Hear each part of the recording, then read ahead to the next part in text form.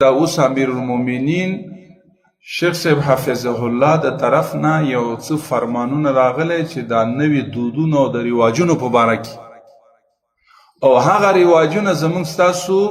په وطنونو کې په ولایاتو کې په ولسوالیو کې اوس قرار لري بالفعل موجود دی هلته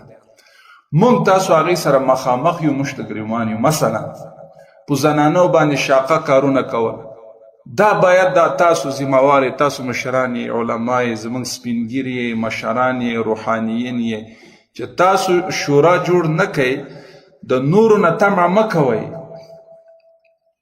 او مهر چې ده نو موږ وایو چې مهر وایي دا د جنۍ حق دی موږ تاسو وطن کې څه کوو ولې هغه فلانکي دا دونه په ګران واخیست او حقیقت هم نو داسې اول عمل باید علما وکړي مهر د جنۍ حق دی د پلار حق نه دی میراث د جنکو د خویندو حق دی فللذکر مثل حظ الانثیین خویندو ته میراث موږ نه ورکوو مهر د هغوی نه په زوره اخلو 10 لکه 12 لکه 50 غواګانې ځمکې بله دا ده چې مړي وشي موږ رواجونو پسې ګرځو هلته میت ترکه نه دی پرېښی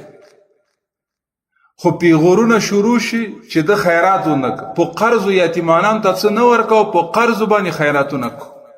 بیا هغه یتیم غریب ګرځي نو هغه دی نوم نه ادا کېږي دا اوس بند دا مکمل بندیز لګېدلی چې دې ته دې خیال وي اوس حج ته خو د دې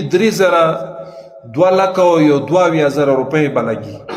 خو چې واپس راځي دوی 15 لکه 6 لکه لګوي ولې دوی وایي چې موږ حج نه راغلي که زه غویی حلال نه کوم خلک خاندي 6 لکه بیا واپس په خیراتونو نه صدقه شو نه خیرات شو خسرت دنیا والآخرت په دغه وجه باندې حج ته نه ځي دا رواجونه دا دودونه دا فرهنګ دا ټول هغه رسم باطله چې موږ تاسو ذمہواري د علما قشر سپینګیري مشران علما دغه رنګي دا څونه راځي اتفاق وکړو دا رواجونه نه ختم کو